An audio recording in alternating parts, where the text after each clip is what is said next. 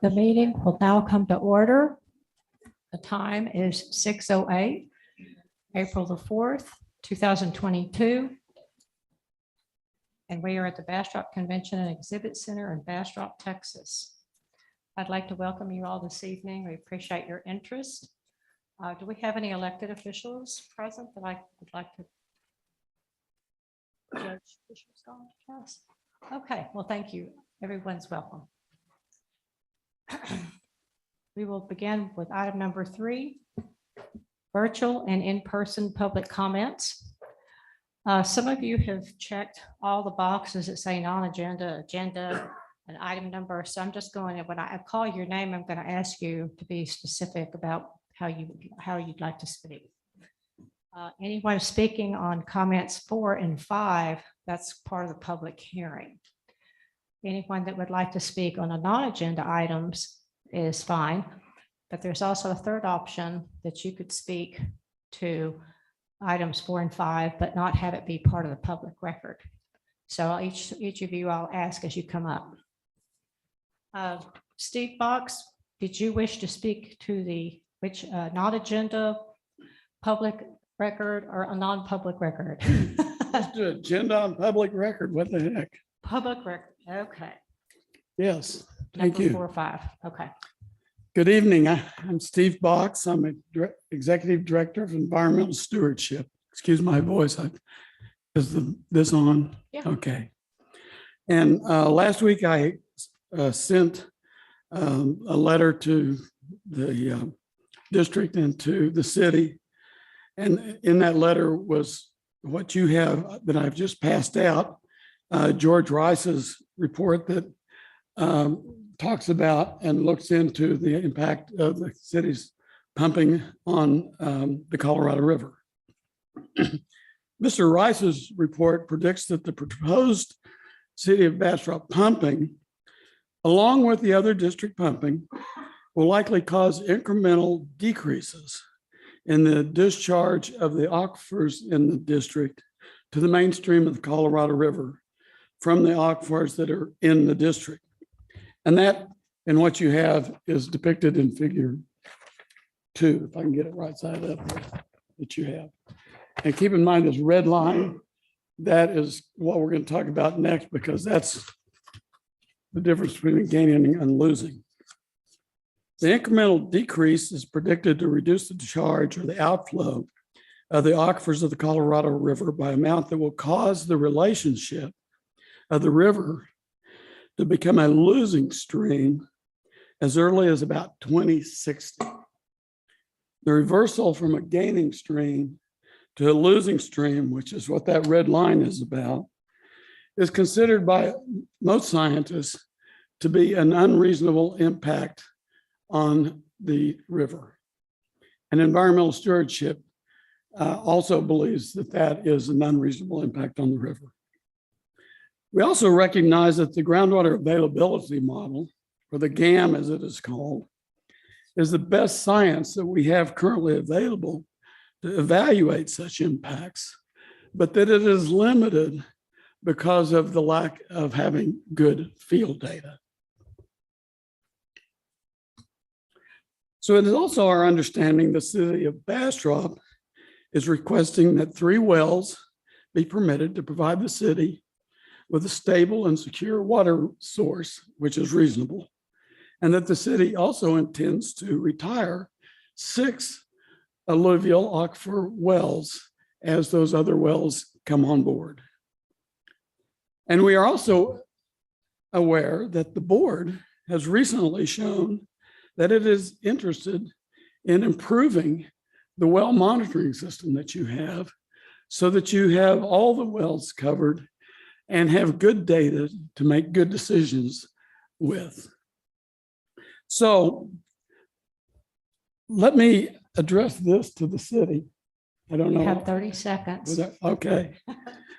You have the opportunity to voluntarily work with the district to improve its monitoring ability and to take actions to avoid potential unreasonable impacts to the river by providing the district with a few of the retired alluvial wells for establishing well monitoring system for the Colorado alluvial aquifer In doing so, the city can help the district to collect the field data that is needed to improve the reliability of its management decisions, and in so doing, show other permit applicants how to be a good steward of our water resources by being a friendly and benevolent corporate citizen. We thank you for the opportunity to make these comments. We would consider implementation of a monitoring system such as we are requesting to be a major step forward in the protection of the Colorado River and its tributaries, a natural resource that is very valuable to the city, to the district, and to the citizens of this community. Thank you very much. Thank you, Mr. Box.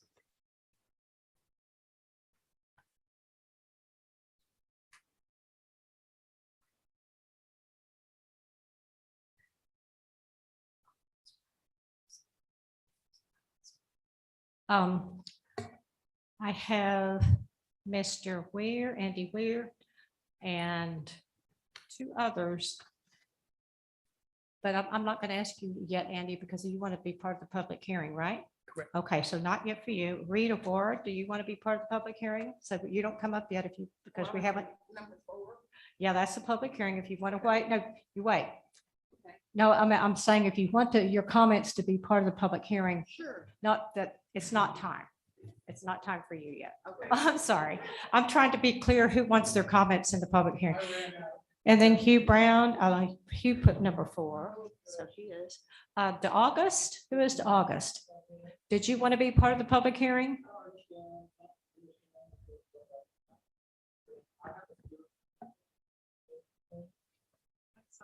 I have a spiritual message, basically. Is that's not a non-agenda item? Yes, but I don't understand that public hearing. I don't understand that. Okay, let me do a little bit of a background. And so on our agenda tonight, there is an item for public comments. And so under the Open Meetings Act, any member of the public can comment on any of the agenda items. They can also comment on any non-agenda items. So we're under item 3 right now. So if you have any comments related to Bastrop that you would like to be considered under item 4, which is the public hearing on the Bastrop application, we'll ask you to hold those and wait until we get to item 4. But right now we're on item 3. So if you have any non-agenda items related to anything, this would be your time to make those comments. There are things I would like to say that are non-agenda and the things I would like to say that are agenda. Can I be? Yes. That's fine. Then I'll do that. Okay. Okay, I'm Hugh Brown and I'm a landowner in Lee County with wells in both Calvert Bluff and Simsboro.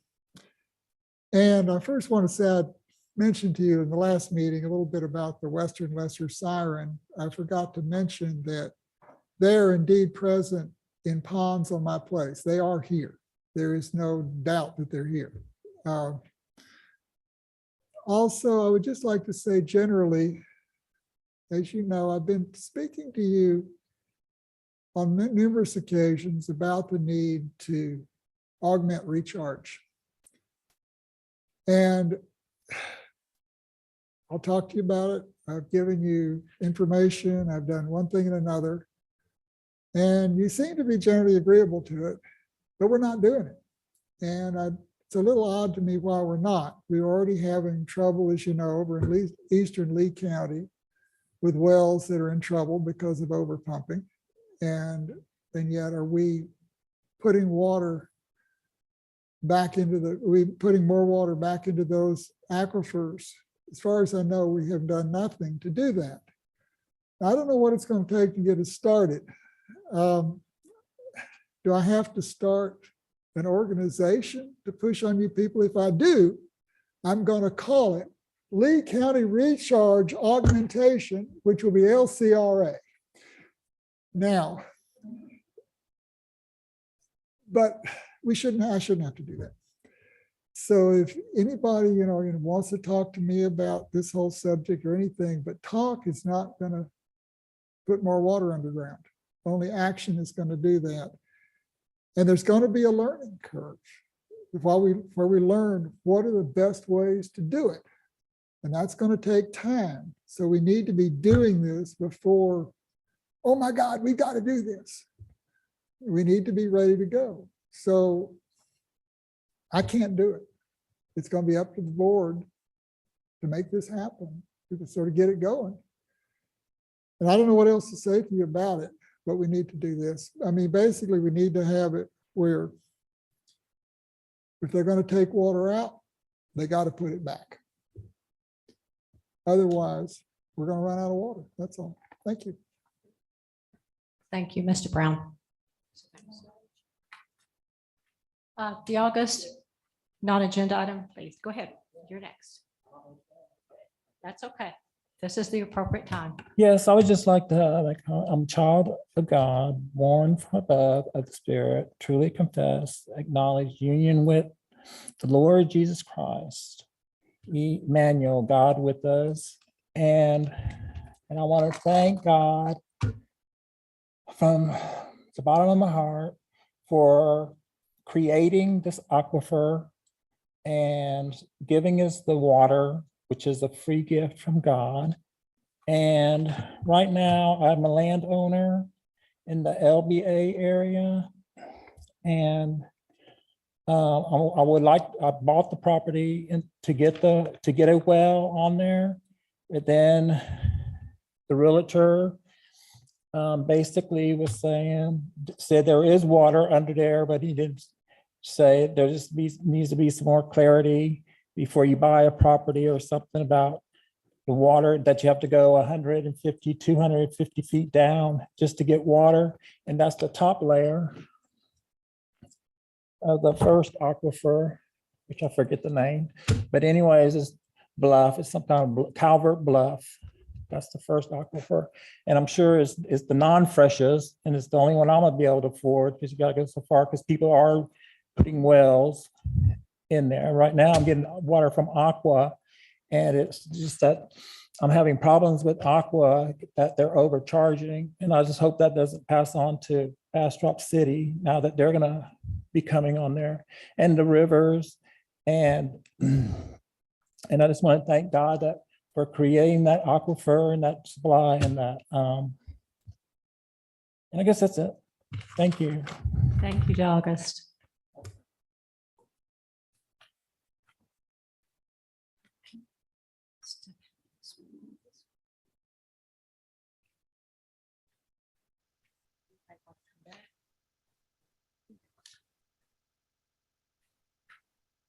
Okay, Steve Box, since your other comments were not part of the public hearing, we're going to open it up the public hearing and then we'll take your comments, okay? Then the others as well. Item number 4, public hearing regarding the applications of City of Bastrop for operating permits for 3 proposed wells to be located in Bastrop County under district well numbers 58-54-8-0043, 58-54-5-0047, and 58-54-5-0048, and the Simsboro Aquifer, and to withdraw 1,333 acre-feet of water per year from each well, with a total production of 3,999 acre-feet of water per year, combined from the 3 wells to be used for municipal purposes in the City of Bastrop service area in Bastrop County. Applicant further requested to aggregate annual and instantaneous withdrawals from the 3 proposed new wells with the existing district well J, and a variance to the district's well spacing requirements under District Rule 8.2.b. So the public hearing is now open. Mr. Box, would you care to make any more comments that will be part of the public record?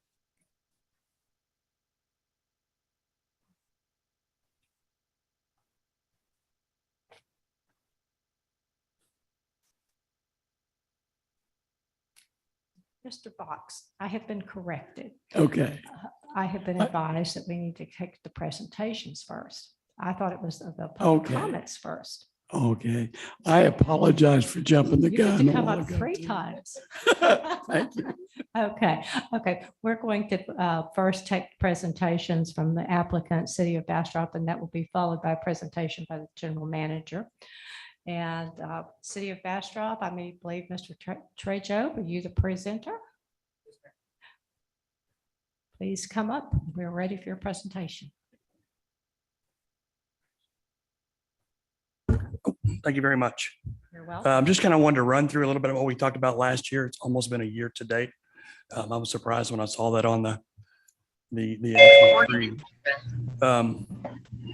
It's not me. Okay, let's move forward. So we just wanted to talk about the existing system, and the reason we're actually here tonight.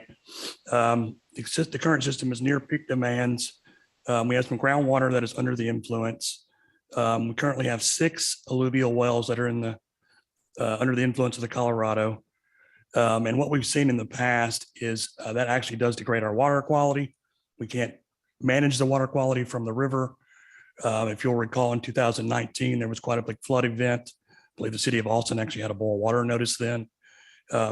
We saw that coming downstream. We were paying attention to Austin, and we actually used up an entire year's worth of filters in the first quarter. So it's inefficient. It's expensive for us to operate this. We originally did a overall preliminary engineering report that talks about all this good stuff, but it's a whole lot thicker and a whole lot more boring to read through. But essentially, it said there's a good idea to relocate our wells so that we have a better, robust system. It's more reliable, more drought resistant, so on and so forth. So again, our wells, like we mentioned, are located in the floodplain. They're near the end of their service life, and they're actually only 50% efficient. So everything that we're permitted for, we're only able to pump about 50% of that. And that is not good for a growing community. So just some of our historical population information, our estimates are based on a 4% growth, 200 gallons per day per capita with a peak factor of 2. And then our first phase, we're actually going to talk about bringing on an average of 3 million gallons a day with a max of 6. That's probably right in the line about with what we're pumping now, is in between those two. So again, the real point of this was to make sure that we figured out what our long-term water supply was going to be. Some of you have been on the board for a while, some of you are new, but we've actually been having this conversation since about 2016. Again, we're drought resistant.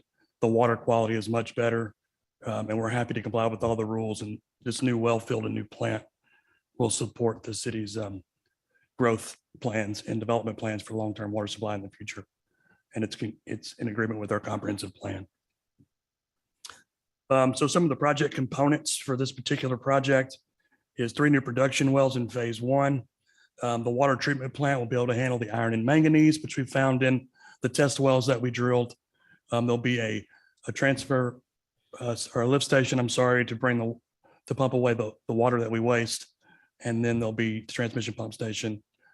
And these final design components are pretty much ready to go. So if we're successful here tonight, we could begin bidding for the wells in as much as 30 days and probably 60 for the plant itself. We currently own 6,000 acre feet. Well J has been completed, but it's not in production. The reason Well J is not in production is we went back and revisited everything that we knew in about 2018. And that's when we decided to make one big investment in this area and get away from those alluvial wells 100%. So some of the stuff that we talked about doing in 2016 to 2018 was to slowly get off the alluvial wells. But with our growth rate, that's not going to be possible. So we're going to turn those off, turn these on, and move forward. And again, just a reminder, we actually submitted for the permits here in July of 21. Something about the groundwater modeling, and we certainly have our hydrologist here to answer questions if they're more technical than what's on this slide. But we did assume 7,600 acre feet, although we're only asking for just under 6,000. That is because there's an extra 1,600 acre feet permitted at another site. Just in case there was an opportunity to aggregate. I don't believe there will. That's actually not our plan, but we showed a larger pumping to be more conservative.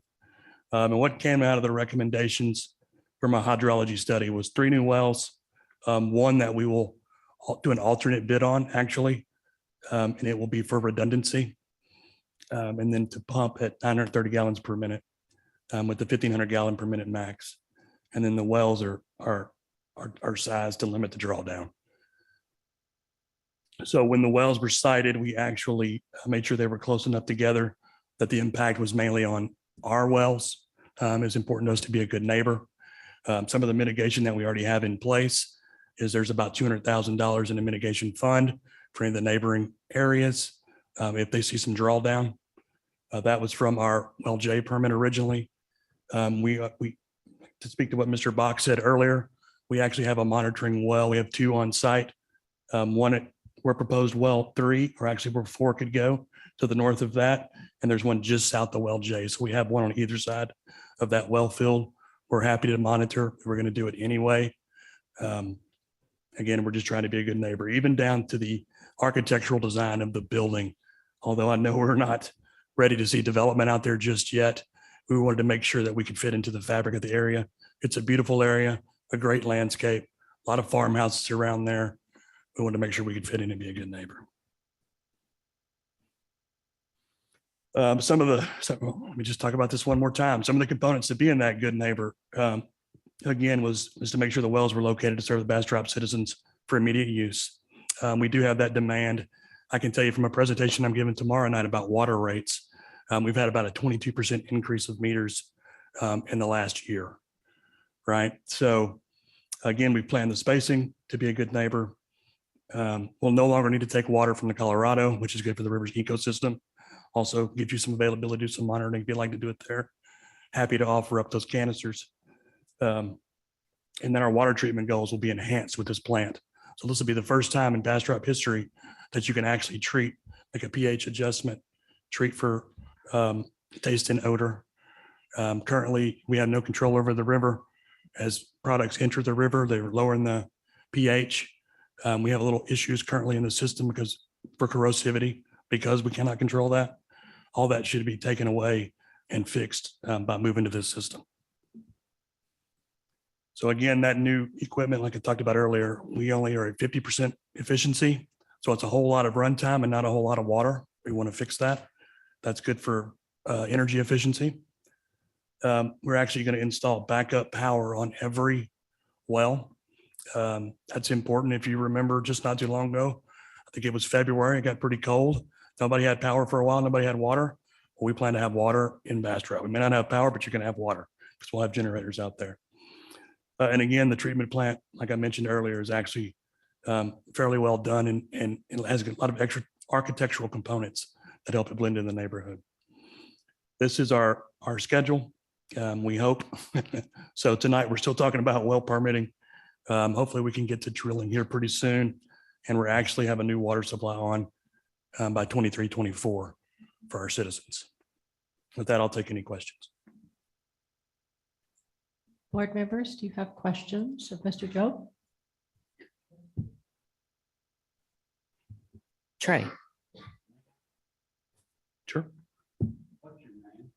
I'm sorry. My name is Trey Jobe. I'm with the City of Bastrop. I'm the Assistant City Manager for Community Development. Yes, sir. So we're currently have 6 alluvial wells that are permitted. Yes, we currently have 6 alluvial wells in Fisherman's Park. And we would like to get away from the alluvial wells and turn those off. So the goal is to move to this new well field and turn those wells off.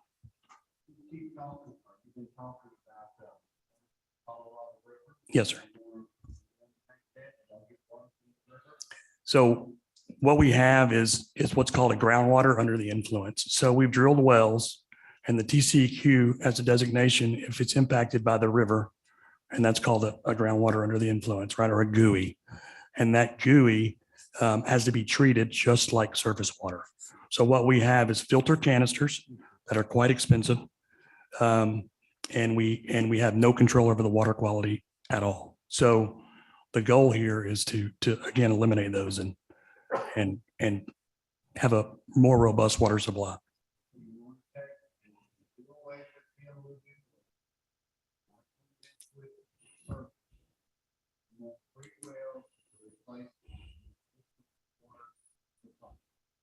That is correct.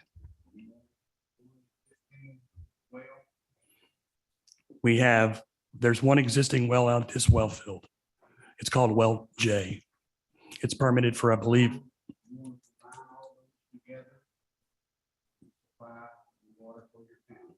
yes, sir, for a total of, I think it's 5,999 acre feet. Sure. Ms. Rogers, I believe you had a question. Trey. Yeah. I had a couple of questions. So you say you have that mitigation fund set up? Yes. Are the procedures set up? I mean, is it operable? Yes, ma'am. So they were established as part of the Well J's conditions. It's through a settlement agreement. This was quite a long contested event. I think it was about 2 years. And part of that settlement agreement was to set up this mitigation fund. And will it bleed on over to these new wells? The only well that is currently there is the Smiley well. It was actually part of that original action. It is under a new owner. And I've made that same promise to Mr. Sanchez. Well, are you going to put in all three of these wells simultaneous? Are they going to be phased in? The plan's to put them all in at one time. And how are you going to get that water into town? Do you have a pipeline or are you going to put it in the PUE? So the total project includes a pipeline all the way to our Willow plant, which is where we treat the water that comes from the alluvial wells. That'll become a pumping station. Most of it's in the right of way. We do have a few landowners that we're negotiating with for pipeline access. So you're going to be pretty much ready to go once you get the go ahead. Hopefully by the time that the plant and the wells are drilled, we've wrapped up the last land purchase and we're bringing water in. We need it. Could I ask, are you through? Ted? I'm through. Thanks. Could I ask, you say Well J is not operable right now, but because of the treatment plant not being up and running? Correct. So we drilled Well J originally. I think it was 2018. We've extended the permit. We'll probably have to come back here again real soon and talk about that. So there's no power or anything at the site. We drilled the well. We kind of changed directions about 2018. We went over some of the old plans and some of the old specs, realized how inefficient the current system was, and it was not meeting the long-term goals of the city. And we headed a new direction, and we just figure Well J will be part of that once we have the other three in place. And when could your treatment plant be up and running for? I think it'll be Well J. 2024. The plant and Well J and the other three additional wells we're talking about tonight. Where is the treatment plant located? It's off of Sayers Road. I'm going to say about 2,000 feet north in Excess Ranch. Or if it's got a different name now, I don't know. It was Excess Ranch when we bought the water.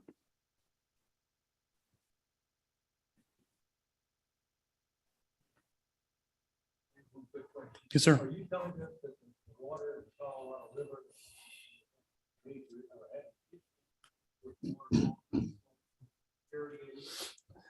So what I can't control is the turbidity levels when there's a big flood event. So there's a large flood event, and the river's at 32 feet. It's just brown and there's churning dirt everywhere. And that clogs up my filters and it costs a whole lot of money in the first quarter of the year. So when I plan to spend about $250,000 over a 12-month period, and I do that in 3 months, it's not good for my annual budget. So that goes away with this cleaner water source. About 60 feet, but they range anywhere from like 20 to 60 feet. They're very shallow. Any other questions? Yes, Elvis? I have some if I'm up. Elvis, I think I recognize.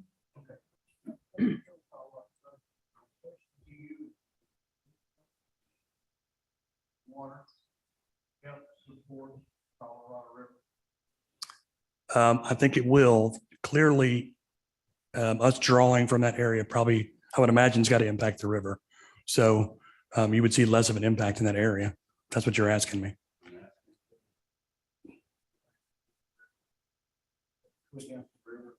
Yes, sir. I believe it will. Elvis Hernandez, you had comments? No problem. What's the projection in terms of how long this 68,000 acre feet will last for the city? Our current projections at a 4% growth rate before we need to start a second phase, I believe, is 2044.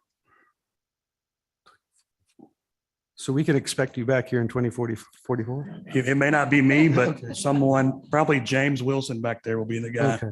that's up here. And so all three wells will be pumping at the same time is the plan? Yes, sir.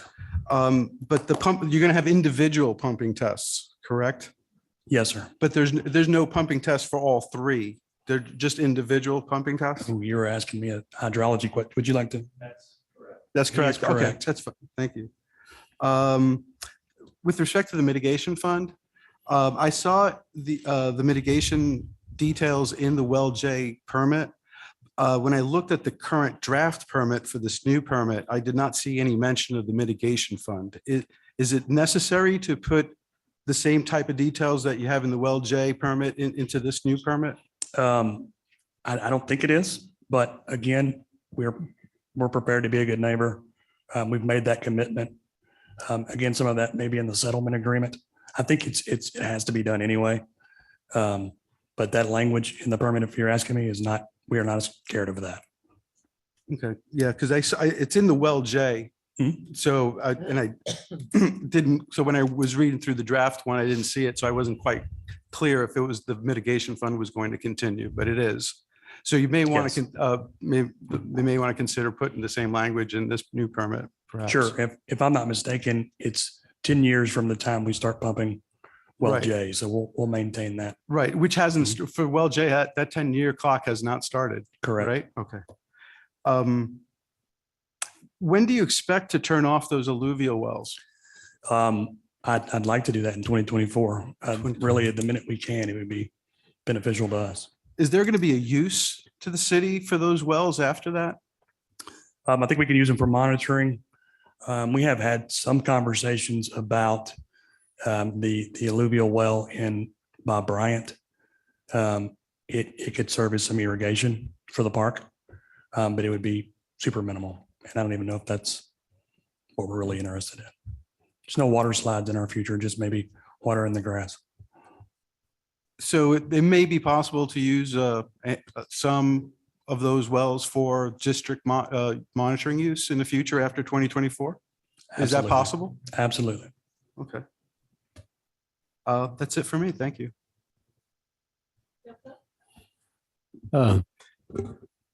Mr. Job, how much water does Bastrop use now, acre feet per year in your service area? We're currently permitted for about, and I may be off just a little bit, about 5,600 acre feet. Our daily and our max time in about August, I think we're pumping about 3.8 million. Our average daily flow is somewhere closer to 1.4 currently. So it really all depends on the weather, right? Yeah, But we're permitted for about 5,600 acre feet currently. 5,600 acre feet a year. How much are you using actually? I don't have that broken down into acre feet, but I can tell you it's not all of it. It is, I don't know. I have to break out a calculator. Anybody, half of that, 50% of that. So what's that, 58 acre feet a year is what you're, 2,800 acre feet a year is about what you're using?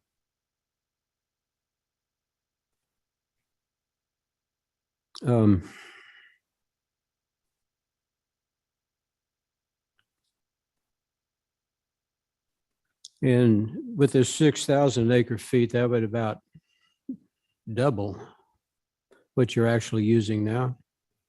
It will. I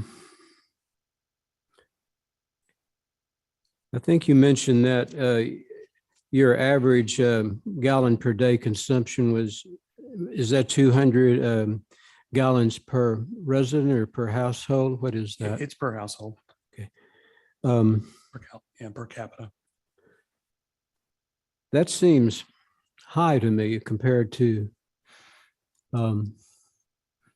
say, the city of Bastrop, certainly the city of San Antonio. Could you tell us about your water conservation measures that you have, your regulations about that? And also, do you have a rate structure that is tiered so that heavier users once they reach a certain tier, are paying more for their water than someone with, say, a basic rate? We do. We have a tiered structure that was adopted in 2019. We continue to update that. I can tell you with this $53 million improvement, we're going to have to move the rates up a little bit more. So maybe people will pay a little more attention to it. But yeah, we have a stepped up rate. So the higher users pay a higher amount for part of our water conservation. We also really would like to move in the direction of reuse, which is part of our conservation efforts. We do that at our wastewater plant now. And of course, we have restrictions that we can put in place if it gets too high.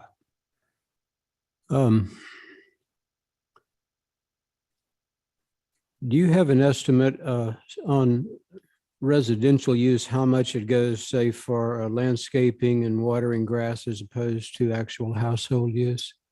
I'm going to tell you it's probably 35 to 40% That's of the used, overall daily. that's for usage. landscaping?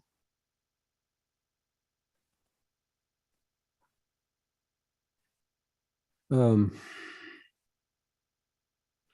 And would you talk to us about the conservation plan that you have in place in the city of Bastrop, or in your service area, I guess I should say, and maybe what kind of plans you have in the future if you wanted to enhance that program? So which part would you like me to talk about? Should we talk about reuse in the future? Should we talk about increase in the tiered approach? I mean, those are the components of. Well, I mean, low use plumbing, things like that in your code. Got you. So I don't know that there's a requirement for a low use other than what's in the 2018 building code or residential code. They are becoming more efficient. You're absolutely right.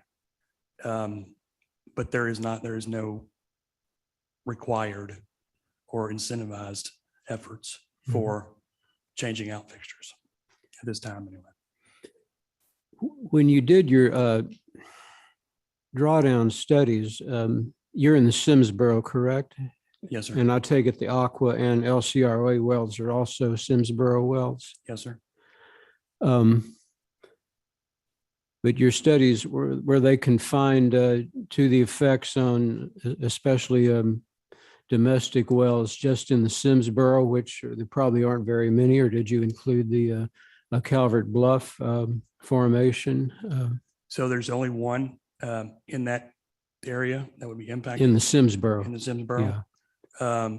When we did the 36-hour pump test for well J, we monitored all of the wells in that area. Including the Calvert Bluff. Including the shallow wells. Okay. We have that data. I believe the district has. And that the data. Carrizo, I guess, also for that matter. Okay.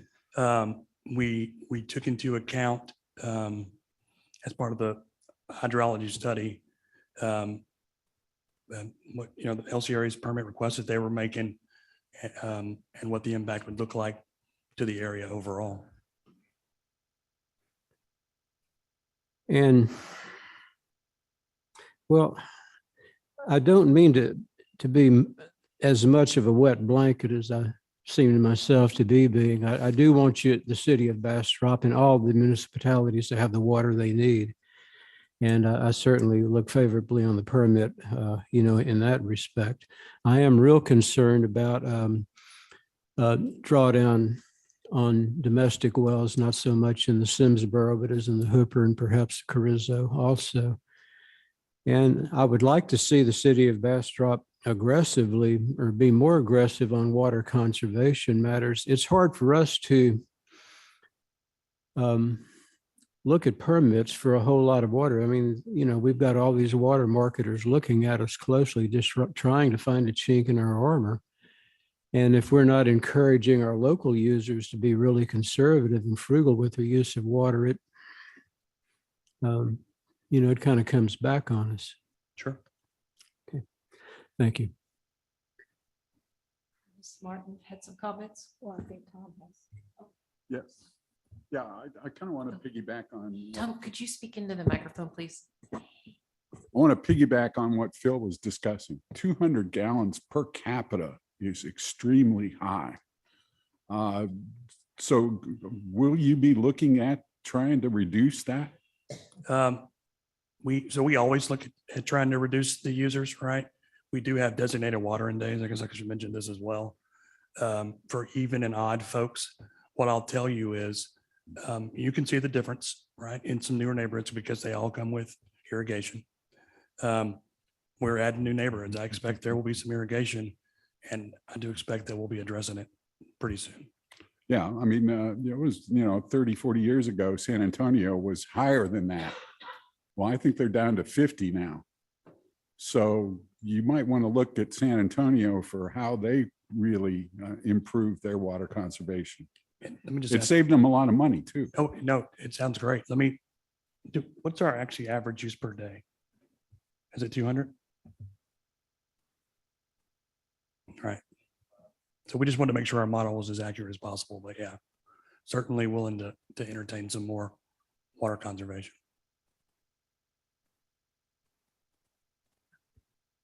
Thank you, President Smith. I wanted to address the discussion on mitigation earlier. So the district doesn't have its own independent authority to mandate that a permit holder mitigate. And so we don't have that authority by statute or rule. So that's why the draft permit didn't have that condition in it on its own. When you see it in there, it's typically a function of a settlement agreement or the applicant asked for that condition to be imposed. So if we were going to impose that upon the city would have to come back and say, yes, we would like the well J mitigation to be included in this draft permit. And if you wanted to do that, you could do that on the record tonight. But we would want to see something like that before amending the draft permit. Okay. You know what? I'm going to tell you that we are happy to be a good neighbor. I probably should run this by somebody a little higher up than me, but right, that's a council decision at this point. I could put good neighbor in the draft permit But for good litigation. Sure, no, but we do understand. We do know how important it is. I think everyone in that area is actually covered by the original settlement agreement, but I'd like to know for sure before I make a solid commitment here tonight. And I'd like to talk to our city council, of course. This is ultimately their final decision. But yeah, we're happy to entertain it. Any other board member questions? Thank you, Mr. Jones. Thank you.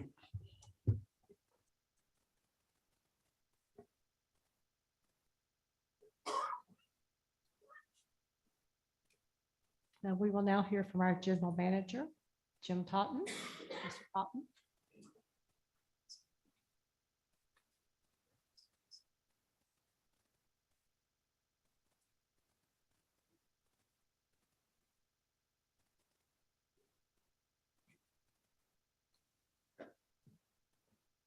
Lost our secondary button pusher, so please bear with Paul as he gets used to pushing buttons back behind the console. Okay, and before you begin, Mr. Totten, could you address, have we received requests for the contested case hearing? Yes, ma'am. We received one timely filed request for contested case hearing. That was filed by LCRA. We received that Wednesday afternoon at about 4:45. Okay. Has it been withdrawn or is it still in? Yes, ma'am, it has been withdrawn. Okay, so we do not have any requests for a contested case hearing at this time. Not at this time. And there should be a copy of it on the dais with you. Okay, I just wanted to put it up into the record. Yes, ma'am. Is there an option for anyone after tonight to come forward and ask for a contested case hearing? No, ma'am. The deadline would have been Wednesday at 5 o'clock. Okay. So 5 business days prior to, or 5 calendar days prior to the meeting. Okay, so this, the outcome will be decided just by a vote of the board, whether it's this evening or at a future date. Even if it had been contested, that'd be the case. Yes, ma'am. Okay, thank you. But we can skip SOA this time. Okay, thank you. So the applicant, I think, did a pretty good job of laying out the application that's before us. Are we good?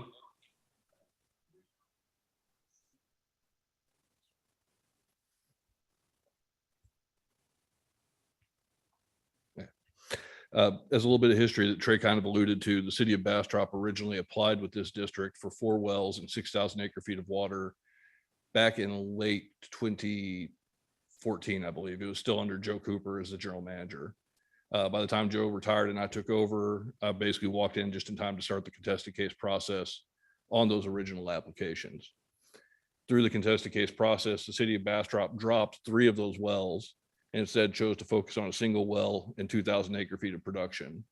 After about a 2-year process, that well was approved by this board, and that is what we've referred to as Well J. Through that process, the city of Bastrop has committed to the district 2 monitoring wells on the property, one which is about 100 yards to the west of the existing Well J, the other one which is lost in the middle of a mesquite thicket somewhere about 1,000 yards to the north of Well J. We do access those wells on a routine basis to check water levels currently.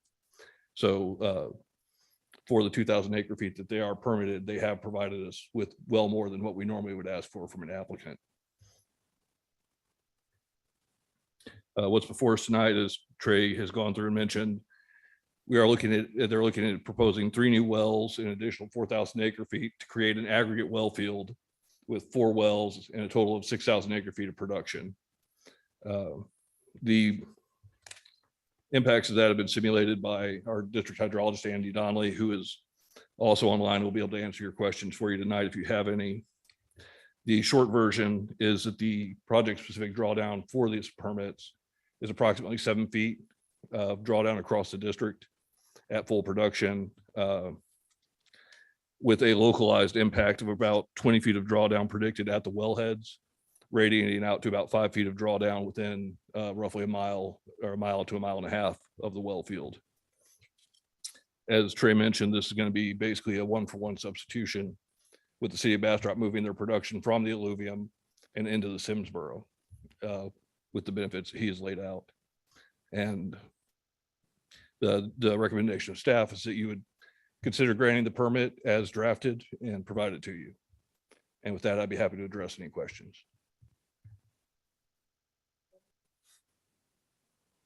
Board members, do you have questions? Yes, ma'am. Director Rogers, could you turn on your microphone, please? Or angle it towards you.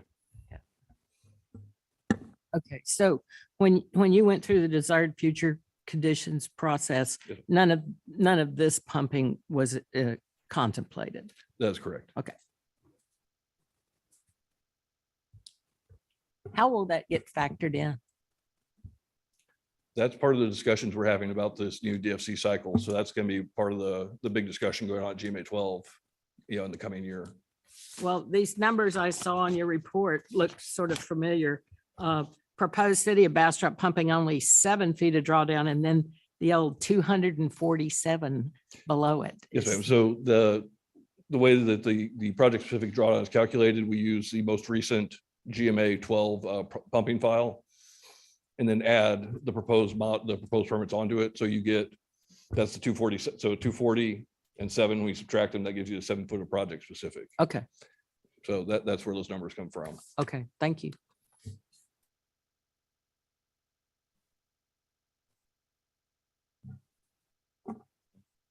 I have a question. Director Hernandez?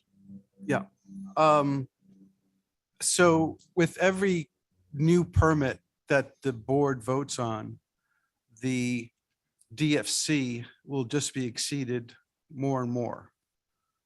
Or we'll just hit the DFC earlier in time. So one thing to bear in mind is that when we do use these pumping files from the GMA, one thing that's not included, well, there are several assumptions. We assume rates of growth for, permit users. We assume production rates for export permits. And one thing that's not included in it is there is no active management. So in some ways, these are projections of what would happen if the permit was issued and the district disappeared the next day. There is no concept of curtailments. There's no concept of active management of production built into these. So it shows essentially this would be the impact on the aquifer if the permit was issued and then we vanished. We have a hard enough time making assumptions about population growth, demand, and how projects will come online. If we start trying to guess when and how the district was going to actively manage drawdown, the model will become meaningless because we can make it say whatever it is we chose to say. So we show you the worst case scenario in the absence of any management. Right. But with every new permit, the 247 number gets higher and higher. That would be the case. Yes, sir. Yeah, typically with every new permit that we give. Okay. And so since the model is stating that by definition, we're going to be exceeding the DFC that was negotiated at the GMA 12, but in the future sometime, In the absence of any active. in the management by the absence of district. Yes, sir. any district activity. Yes, sir. So the district just spent 5 years negotiating a DFC at the GMA 12 and spending a lot of money to negotiate those DFCs, but yet we know that we're going to be exceeding those DFCs. Active any management. of the Active op- any in management. production. Okay. Yes, sir. I'm- That's the key take home here. Right. And so the active management comes in having a robust monitoring network. So that's key, is to have because according to the report by DB Stevens, it says that the district is intended to monitor the drawdown. And if the monitoring network indicates that the DFC may be exceeded, then the approach is to have a cutback. That'd be correct. Yes, sir. Right. But we really don't have a definition or rules or any metrics in place for what those indicators are. And we don't have any rules or metrics in place for the cutback process. So that's still, we need to define those rules. So you are correct, and that there is some work going on with that. Bear in mind, the other side of that, the district's approach with the tiered permitting was to try to dial in production such that curtailments would not be necessary. But you're absolutely right. We do need to have both sides of that coin because we have fewer and fewer tiered permits with every passing year, it seems. So. Right. So we're relying really heavily on a monitoring network. And so we really need to get that improved and make that into a good, robust network. It's a continuous growth thing. Yeah, yes, it's a sir. continuous process and we'd like to further improve it. And so getting those water levels is key. And then defining those indicators as to when the rate of change may be, when it looks like it may be exceeding DFCs, and then having some rules in terms of defining that cutback process. So those rules is still to be determined here. Yes, sir. And there are a variety of metrics we'd have to look at because the same systems are not going to be appropriate for every aquifer. What works in the Simsboro may not work in the Sparta. Right, because we have to look at all the aquifers, correct? Yeah. Okay, so there's some work to be done with the monitoring network, Of course. and in defining some rules around the cutback process. Okay, thank you. Jim, just so I'll have it here in front of me and kind of for the record, I guess also, the Bastrop wells in the Simsboro, the proposed wells, about what depth are they going to be pumping from? I believe 500 to 600 foot. Is that about the same depth as the LCRA and Aqua wells? That is going to be much more shallow than the LCRA well, the proposed LCRA wells. And it's going to be comparable to the Camp Swift wells. Camp Swift is probably slightly deeper. And then you didn't specify which Aqua wells, but the Barron wells for Aqua are probably a little bit deeper than that as well.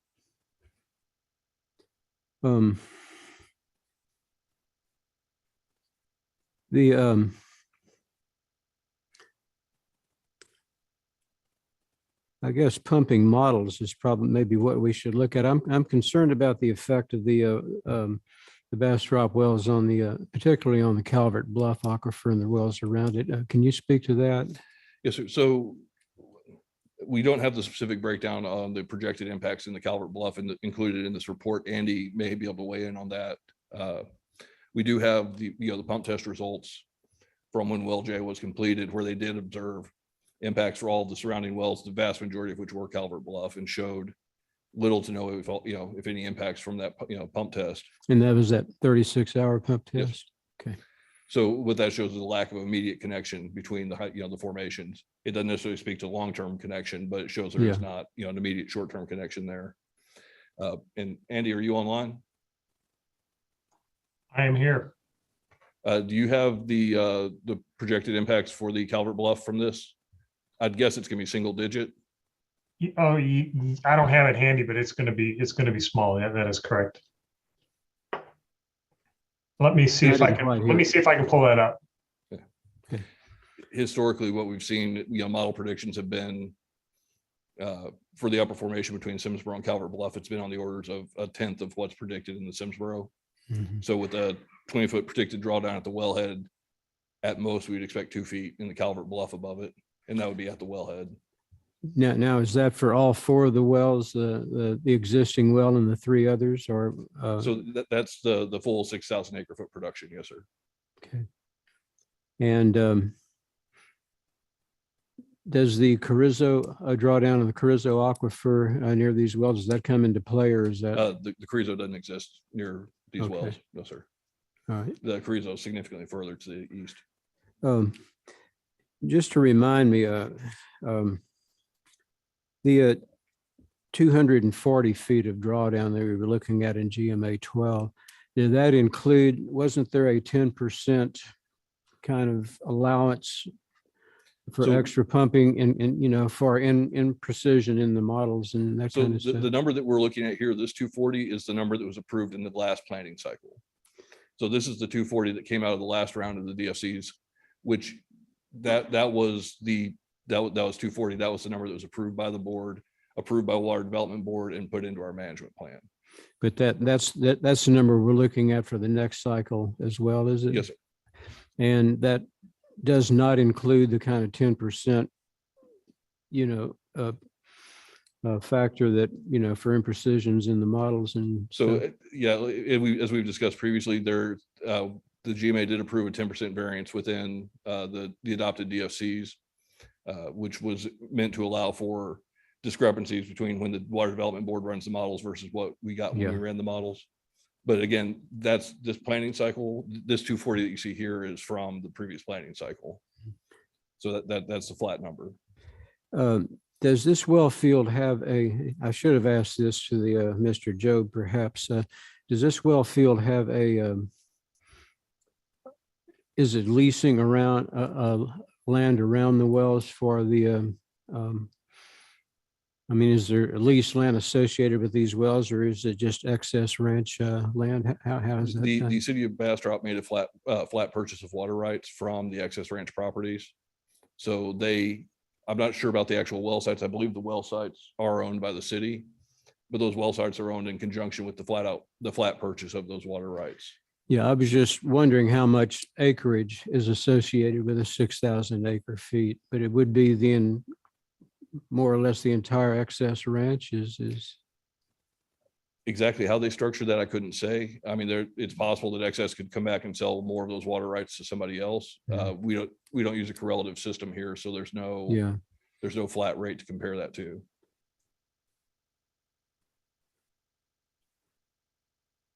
Excuse me, let me catch up with myself, see if there's anything else.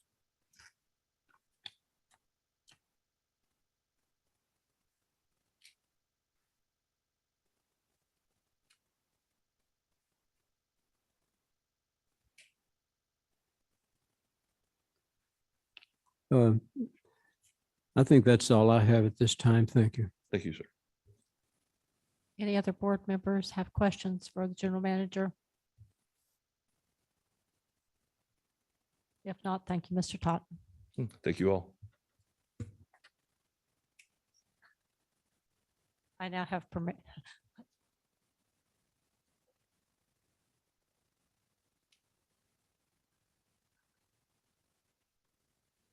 I now have permission to get public comments on the public hearing we've just holding. First, I'd like to find out, do we have anyone online that would care to comment? If so, go to the chat box, I believe. Okay. Then Mr. Box, if you get to come back up for real this time. My apologies for the earlier mistake.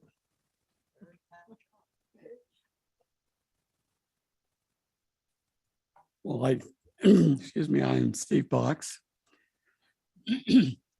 Executive Director of Environmental Stewardship, and I apologize that my voice isn't doing too well this evening.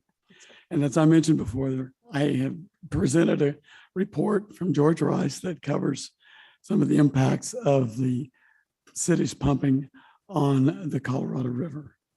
And that report did predict that the proposed pumping by the city, along with the other district pumping, will likely cause the incremental decrease in the discharge of groundwater to the mainstream of the Colorado River from the aquifers that are associated with the district. And this incremental decrease is predicted to reduce the discharge, which is the outflow of the aquifers to the Colorado River, by an amount that will cause the relationship of the river to become a losing stream somewhere around 2060. And that relationship of a losing to a gaining stream is what that red line on that graph is about. That is above the red line. It's a gaining stream, as it has historically been for probably thousands of years, actually. Below that line, you get into a losing stream. And that is considered by some to be an unreasonable impact. And environmental stewardship concurs that that is an unreasonable impact. But we also know that the modeling we're using needs more field data. And as Mr. Hernandez has indicated, this is the reason we need to get monitoring going so that we have better understanding and have better predictions on that. And so that is why it's refreshing to hear talk about neighbors being good neighbors and helping out the district with this. And this is the plea I make to the city, is that they do be a good neighbor and that they help you out with this. And those monitoring wells that those wells in the alluvium, Mr. Sherrill, that when those are turned off, yeah, that will help the river. What will also help the river is to get a monitoring going on the alluvium. The Colorado River alluvium is, in fact, the Colorado alluvial aquifer. So it is an aquifer that can be monitored. And it can be monitored in such a way that is within the rules that you already have in your rules, and doesn't rely on the GAM model at all. So we're happy to hear that the city is working with you and going to work with you on that. We consider that to be a very important step, because what that will help us do is to maintain both the river as well as the value of that land to agriculture and to other uses that is in that alluvium area. And by monitoring that and keeping the river in a relationship where the aquifer is actually higher and is providing a gaining relationship, is something that's very important to the future. And I thank you very much for the opportunity to speak. Thank you. And we also have your written comments as well as part of the public record. Thank you, Steve. Thank you very much. And thank you, City of Bastrop. Andy Weir. Oh, there he is.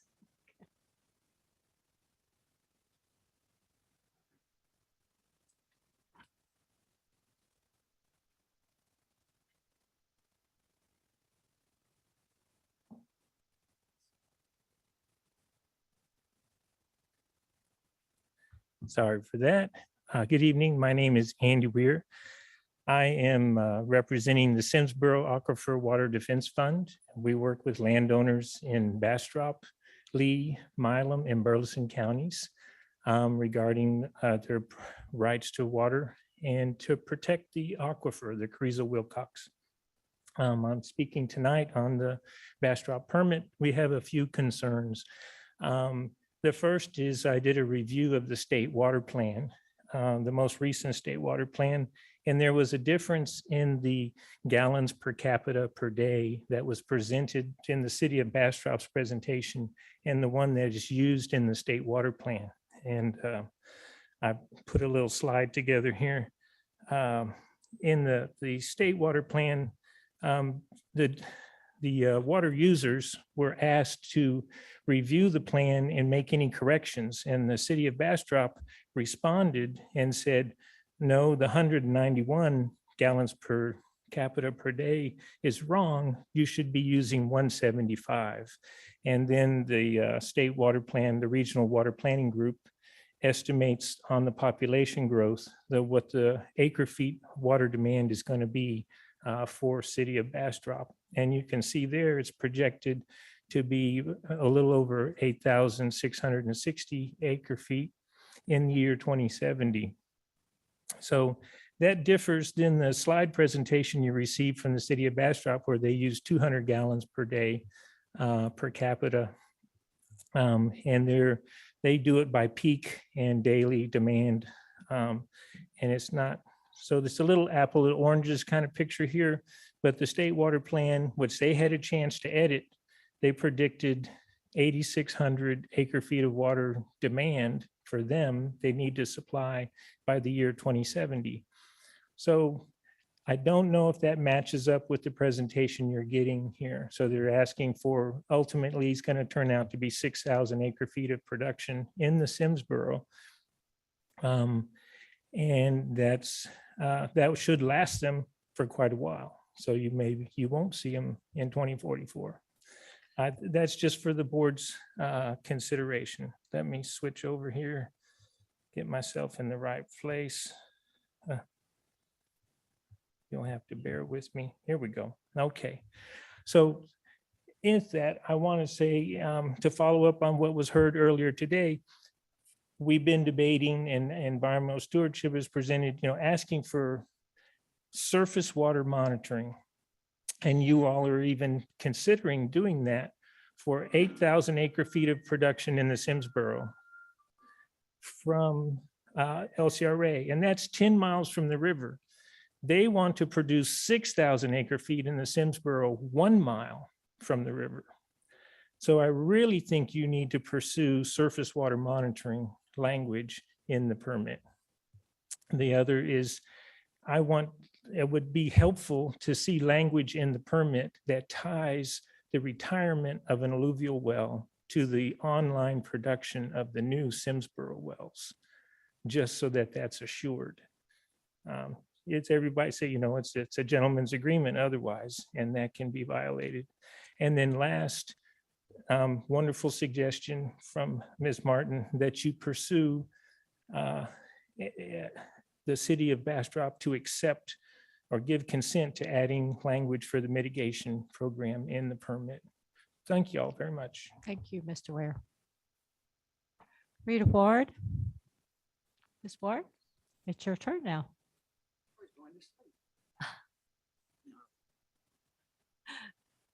Hi there, my name is Rita Ward and I live in MacDade. I'm the oldest person in MacDade. So anyway, I've been there and done that, so to speak. I've lived in the Panhandle for many years, and if I haven't lived in someplace in Texas, I've been there. And I have noticed down through the years, our aquifers from the Panhandle on are going down the tube. And I make this suggestion. Of course, you're not the city council or whoever would be in charge, but we are going to have growth here in Bastrop you would not believe. Now, it's going to happen, and we've got to preserve our water. And I think that one of the best ways is when the developers come in for a new development of homes, let them go and do it like they do in Tucson or in places like in Arizona, because Texas is going to become a desert. And the new homes, let them have crushed marble or whatever in the front yards. They can have pot plants. If they have shrubs, it has to be a local shrub.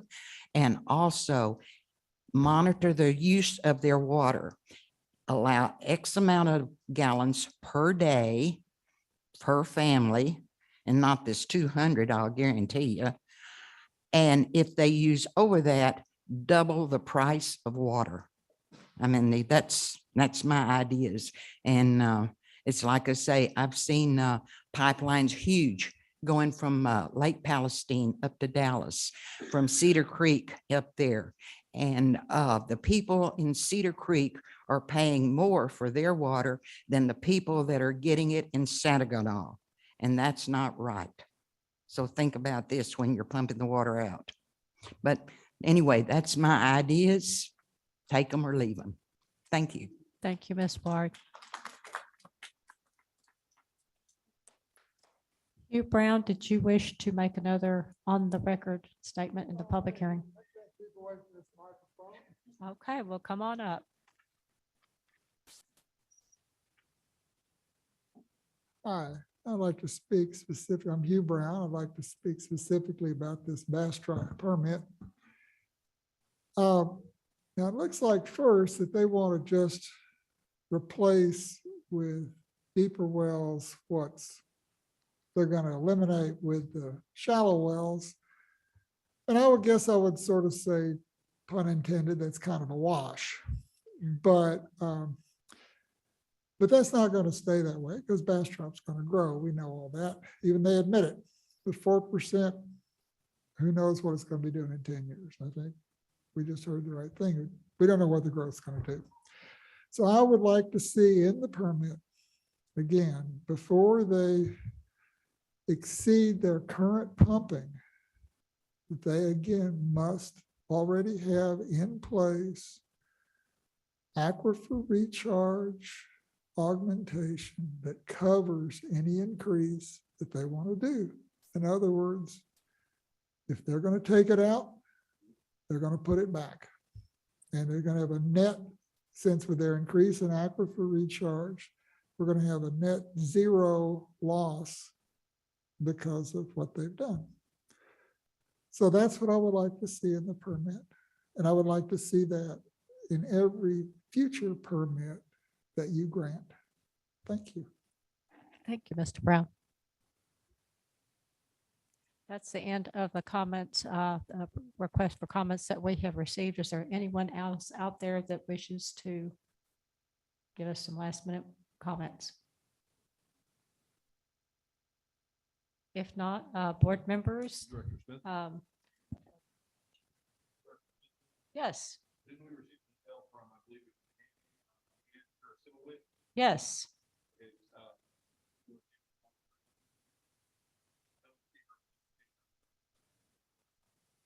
Well, it's considered part of the record, I believe, even if she doesn't speak, is it not? Mhm. It's been distributed to all the board. I could read it if you like. That's all right. Oh, yeah. Thank you for asking. Appreciate that.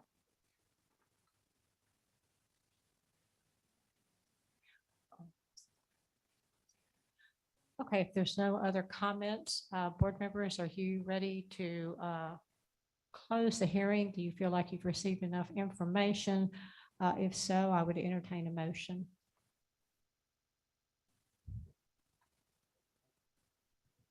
I have a motion to close the hearing. Is there a second? Second. I have a motion and a second to close the public hearing on the matter of City of Bastrop operating permits. All in favor? Any opposed? Motion carries. Item number 5. Consideration of and possible action on the City of Bastrop for operating permits for 3 proposed wells to be located in Bastrop County as described in item 4, the request to aggregate production described in item 4, and the request for variance described in item 4. At this time, is it the wishes of the board to exit into executive session?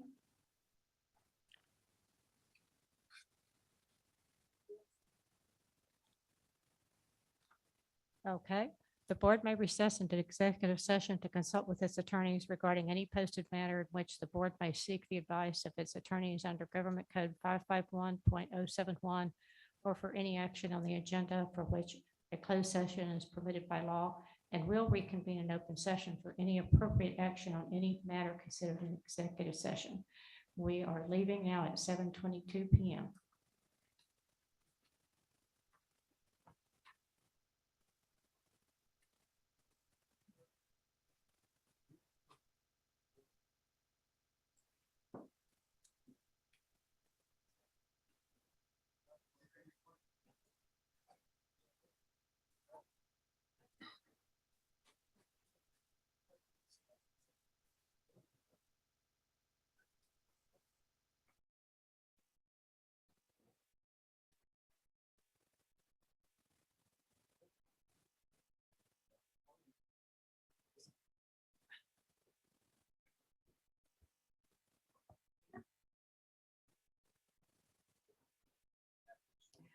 Okay, we are now back from executive session at 7:48 PM. No votes or polls were taken. Would any board member care to submit a motion?